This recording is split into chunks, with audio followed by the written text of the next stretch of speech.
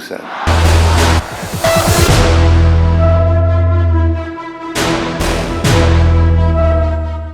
नमस्कार, स्वागत है आप सभी का। ग्लोबल अड्डा आप देख रहे हैं और मैं हूं आपके साथ पुनीत मिश्रा। ईरान का अपडेट लेकर मैं हाजिर हूं। तो सबसे पहले ईरान का अपडेट यह है कि शुक्रिया कह रहे हैं ईरान के supreme leader Ayatollah Ali Khamenei. किसे शुक्रिया कह रहे हैं? अपने मुल्क की आवाम को। ईरानी मुल्क के लोगों ने 11 फरवरी यानी इस्लामी क्रांति की सालगिरह के जुलूस में बहुत बड़ी तादाद में हिस्सा लिया।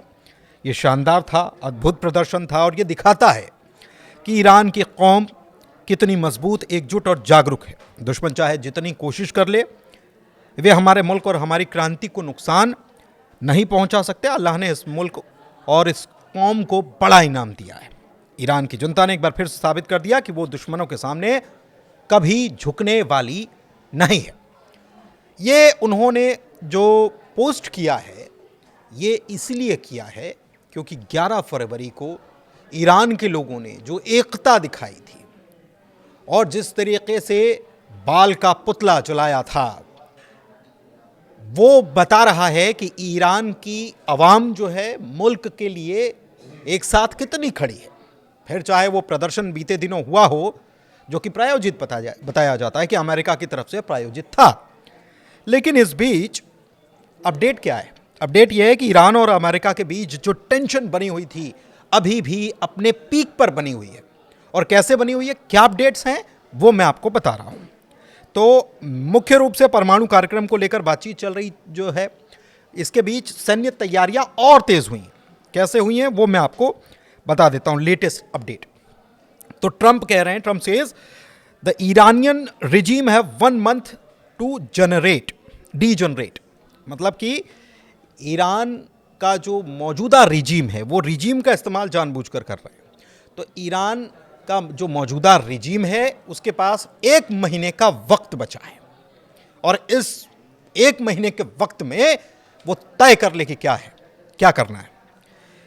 और अगर वो मान जाते हैं तो ठीक है, वरना उन्हें अमेरिका के हमलों का सामना करना पड़ेगा और जो कि हजारों सैनिकों और नागरिकों की जान ले सकता है, ये वो कह रहे हैं।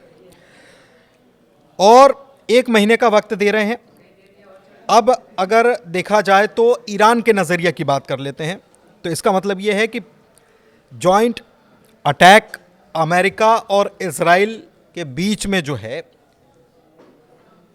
ईरान के ऊपर जो होना है, वो अभी 1 महीने का वक्त है। मतलब ये कि अभी अमेरिका तुरंत कुछ करने नहीं जा रहा, ऐसा डोनाल्ड ट्रंप की बात से लग रहा है। हालांकि वो बात क्या करते हैं और करते क्या हैं, इसमें बहुत ज्यादा अंतर है। इसलिए क्योंकि बेंजामिन नेतन्याहू अभी अभी तो डोनाल्ड ट्रंप से मिलकर आए, तो नेतन्याहू तो ये चाहते हैं कि अगर अमेरिका नहीं करे तो हम हमला कर दें। लेकिन क्या डोनाल्ड ट्रंप ने नेतन्याहू को समझा दिया है, या फिर नेतन्याहू और डोनाल्ड ट्रंप के बीच कुछ ऐसी बात हुई है कि आप ऐसा कहिए और फिर हम ऐसा करेंगे? कुछ भी हो सकता है। अच्छा, इस बीच अमेरिका ने दूसरा एयरक्राफ्ट कैरियर भेज दिया है और ये एयरक्राफ्ट कैरियर जो है, एक तो पहले से अब्राहम लिंकन मौजूद है, लेकिन ये दूसरा एयरक्राफ्ट कैरियर जो है, ये सबसे बड़ा, दुनिया का सबसे बड़ा एयरक्राफ्ट कैरियर कहा जाता है, जिसको कहा जाता है गेराल्ड आर फोर्ड। ये अमेरिका का सबसे बड़ा एयरक्राफ्ट कैरियर है और इसको मिडिल ईस्ट में डिप्लॉय करने की तैयारी हो रही है। अब्राहम लिंकन के साथ मिलकर 2 कैरियर स्ट्राइक ग्रुप्स की मौजूदगी को मिडिल ईस्ट में बढ़ाने का यह काम करेगा और दबाव बनाने की कोशिश है ताकि डील जल्दी हो जाए, यही ट्रंप चाहते। लेकिन डील अटकी कहां है?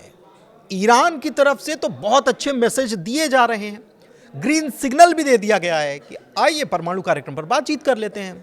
आप कहते हैं तो हम उसको खत्म करने के लिए भी तैयार हैं, लेकिन हां, हम परमाणु ऊर्जा का इस्तेमाल करते रहेंगे अपने हितों के लिए, खेती के लिए, दवाइयों के लिए और दूसरी जरूरतों के लिए, ऊर्जा के लिए। तो ये एक चीज है कि 48 घंटे के भीतर ये मिडिल ईस्ट में पहुंच सकता है। तो एक तरफ 1 महीने वाली बात, जो कि लोगों को, आकलन करने वाले लोग क्या कहेंगे कि 1 महीने का वक्त दे रहे हैं ट्रंप, 1 महीने तक बातचीत चलेगी। लेकिन दूसरी तरफ 48 घंटे में इसके पहुंचाने का मतलब क्या है? वो भी तब जब गेराल्ड आर फोर्ड में कुछ तकनीकी समस्या थी। ऐसा कहा जाता है, और उस पर काम चल रहा था, लेकिन उसे रवाना कर दिया गया।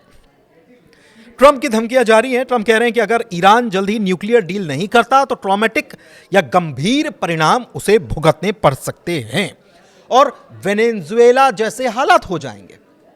अब आप सोचिए कि वेनेजुएला और ईरान की तुलना करना क्या ठीक है, या अमेरिका ऐसा करके क्या खुद ही अपनी बातों से इंसाफ कर रहा है? ईरान पर हमला करना होता तो क्या अमेरिका पहले नहीं कर सकता था? वेनेजुएला पर भी तो रातों रात हो गया। लेकिन ईरान को भले ही यह धमकी दी जा रही हो कि आपका अंजाम वेनेजुएला जैसा हो सकता है, लेकिन हकीकत यह है कि ईरान की ताकत को अमेरिका जान चुका है, समझ चुका है, और उसकी बैलिस्टिक मिसाइल प्रोग्राम जो है उसकी आंखों में चुभ रहे हैं। और इसी वजह से जहां 6 महीने पहले बात परमाणु प्रोग्राम को लेकर हो रही थी और मुद्दा परमाणु प्रोग्राम था, अब 6 महीने बाद नई चीजें उसमें ऐड ऑन कर दी गई, जोड़ दी गई। उसमें एक मिसाइल प्रोग्राम है, बैलिस्टिक मिसाइल का प्रोग्राम। आप अपनी लिमिट सीमित कर दो, 1000 नहीं, 2000 नहीं, आपको 300 किलोमीटर करनी पड़ेगी। अब यह हद है कि दुश्मन कौन कहां बैठा है यह हम तय करेंगे कि आप तय करेंगे, लेकिन यही मांग हो रही है। अच्छा, दूसरी तरफ यह कहा जा रहा है कि प्रॉक्सीज जो हैं आप उनको समर्थन करना बंद कर दीजिए। ईरान कह रहा है वो हमारे दोस्त हैं, वो हमको सहयोग करते हैं, वो हमारा समर्थन करते हैं, तो प्रॉक्सीज कैसे हो गए? अमेरिका कह रहा है कि आप उनको फंडिंग करते हैं। अच्छा, ईरान की तरफ से तैयारी क्या है? सैटेलाइट इमेज से यह पता चला है कि ईरान इस्फहान और उसकी जो दूसरी न्यूक्लियर फैसिलिटीज हैं उसके पास अंडरग्राउंड कॉम्प्लेक्स को और मजबूत करने में जुटा हुआ है। टनल्स को सील किया जा रहा है। ईरान ने बैलिस्टिक मिसाइल प्रोग्राम को नॉन नेगोशिएबल बता दिया है, इस पर बातचीत नहीं करेंगे। ईरान ने कह दिया इस पर बातचीत नहीं करेंगे, न्यूक्लियर मुद्दे पर बातचीत करेंगे। आइए बैठिए, बात करते हैं। पहली बातचीत बैठक हो चुकी है, उसमें ज्यादा कुछ निकला नहीं, लेकिन फिर भी दोनों तरफ से पॉजिटिव साइन निकलकर सामने आए। यह बात अलग है कि उसके बाद तैयारी देखने को मिली युद्ध की। एयरक्राफ्ट कैरियर आगे पीछे हो रहे हैं, दूसरा भी भेजने की तैयारी, सबसे बड़ा जंगी जहाज। तो यह प्रेशर बनाने की कोशिश की जा रही है। ईरान कह रहा है कि न्यूक्लियर पर बात करने को तैयार है, मिसाइल या प्रॉक्सी ग्रुप पर नहीं। तो बातचीत के हालात क्या हैं, स्थिति क्या है, अपडेट्स क्या है, ये बता देते हैं। फरवरी में ओमान में बैठक शुरू हुई, इनडायरेक्ट टॉक्स हुई थी, सीधे सीधे आमने सामने बातचीत हुई नहीं। दोनों तरफ से इसे गुड स्टार्ट कहा गया, बहुत अच्छी शुरुआत हुई है। दूसरा राउंड होने की संभावना है, कब होगा पता नहीं। स्टक पॉइंट्स क्या है, मतलब जहां अड़चने हैं। ईरान सैंक्शन हटाने की मांग कर रहा है, अमेरिका मिसाइल प्रोग्राम को भी इसमें क्लब करना चाहता है। ईरान ने कहा है कि अगर न्यूक्लियर पर कामयाबी मिली तो फिर हम दूसरे मुद्दों पर आगे बातचीत करेंगे। मतलब यह कि पहले एक मुद्दे पर बातचीत कर लीजिए और हम जो राजी हैं हमारी बात को सुनिए, समझिए और यह मानिए, ये जानिए कि ईरान एक मुल्क है, कोई ऐरा गहरा नत्थुखेरा नहीं है कि आप कह देंगे कि न्यूक्लियर पावर का इस्तेमाल नहीं करोगे आप और हम बंद कर देंगे। तो ईरान एक खुददार मुल्क है, अपनी ताकत को भी जानता, अपनी ज़रूरतों को भी समझता, और उन ज़रूरतों को पूरा करने के लिए अगर न्यूक्लियर एनर्जी का इस्तेमाल उसे करना है तो उसको करना है। अब आप कहें कि हम बिल्कुल खाली करते हैं, वो नहीं होगा, ये ईरान का कहना है। हाँ, ईरान कह रहा है कि आइए बैठकर बातचीत करते हैं, कुछ हल निकालेंगे और उसके बाद दूसरे मुद्दों पर भी बात करेंगे, लेकिन पहले कुछ तो हो। सैंक्शंस हटाइए, सैंक्शंस हटाएंगे तो फिर हमारी तरफ से भी, हमको भी आपके ऊपर और भरोसा बढ़ेगा, क्योंकि अभी मौजूदा वक्त में हम आपके ऊपर भरोसा नहीं कर सकते, क्योंकि 12 दिन का हमने देख लिया ट्रेलर।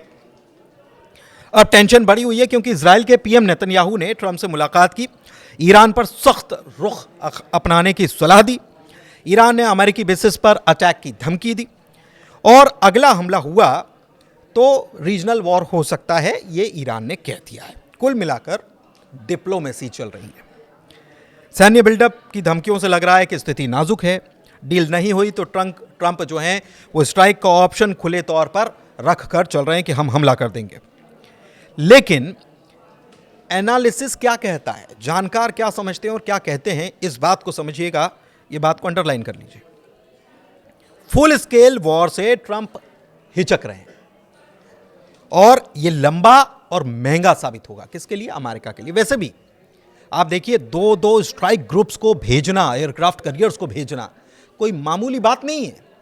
इतना फ्यूल खर्चा होना, इतनी लागत लग रही है उसमें, इतने दिन तक डिप्लॉयमेंट हो रहा है, और अलग अलग दुनिया में अलग अलग जगहों पर इनकी तैनाती होती है वैसे, लेकिन उसको वहाँ से ले जाकर वहाँ मिडिल ईस्ट में तैनात कर देने का मतलब क्या है? मतलब यह है कि दबाव बनाया जाए। फुल स्केल वॉर नहीं चाहते हैं ट्रंप। उनको मालूम है कि अगर फंस गए तो बहुत लंबा खिंच सकता है। इस बीच एक चीज और है कि ईरान का सैटेलाइट जैम-1 अच्छी तरीके से लॉन्च हो गया, और जानकार ये कह रहे हैं कि मिशन जो है वो एक मुल्क को दूसरे मुकाम पर ले जा रहा है, स्पेस और सैटेलाइट के मामले में, डेवलपमेंट प्रोग्राम के मामले में। एक ये है। अच्छा, इस बीच अच्छी खबर क्या है? अच्छी खबर भी मैं आपको बताता हूँ। सऊदी अरब के सुल्तान किंग जो हैं सलमान, और क्राउन प्रिंस मोहम्मद बिन सलमान ने ईरान के राष्ट्रपति मसूद पेज़ेश्कियान को ईरान की इस्लामिक क्रांति की 47वीं वर्षगांठ यानी कि एनिवर्सरी 11 फरवरी 2026 को जो थी, इस पर बधाई दी है। मतलब सऊदी बधाई दे रहा है। इसके मायने क्या हैं? इसके मायने यह है कि सऊदी भी चाहता है कि ईरान से रिश्ते जो पुरानी तलखियां थीं उनको ख़त्म करके मजबूत हों, और इसीलिए सऊदी ये भी पहले बीते दिनों कह चुका है कि अगर अमेरिकी ठिकाने जो सऊदी में भी मौजूद हैं, अगर उनके ऊपर ईरान हमला करता है तो हम बीच में नहीं पड़ेंगे, बस हमारा मुल्क सुरक्षित रहना चाहिए। अच्छा, संदेश जो है ईरान की सरकारी मीडिया ने जारी किया है और बताया है कि सऊदी की तरफ से हमको बधाई मिली है, और इससे ये पता चल रहा है कि सऊदी अरब और ईरान के बीच ताल्लुकात अब पहले से बेहतर हुए हैं, ख़ास तौर पर 2023 के बाद, क्योंकि चीन ने इसमें मीडिएशन किया और दोनों मुल्कों के बीच ताल्लुकात में जो है वो नरमी आई थी। जो पहले कड़वाहट थी वो नरमी के तौर पर देखी गई। चीन ने इसमें मीडिएशन किया था। इसके बाद 2024 की बात करें तो दोनों ब्रिक्स के हिस्सा भी बन गए, तो अब एक प्रकार से भाई भाई पड़ोसी भी हैं, और बधाई संदेश जो है दोनों देशों के बीच बढ़ती दोस्ती और क्षेत्रीय सहयोग की तरफ इशारा कर रहा है। और बाकी आप खुद समझदार हैं कि खबर क्या कहती है। फिलहाल आज ग्लोबल अड्डा में इतना ही। खबर कैसी लगी ज़रूर बताइएगा। ग्लोबल अड्डा को प्यार देते रहिए। बहुत शुक्रिया।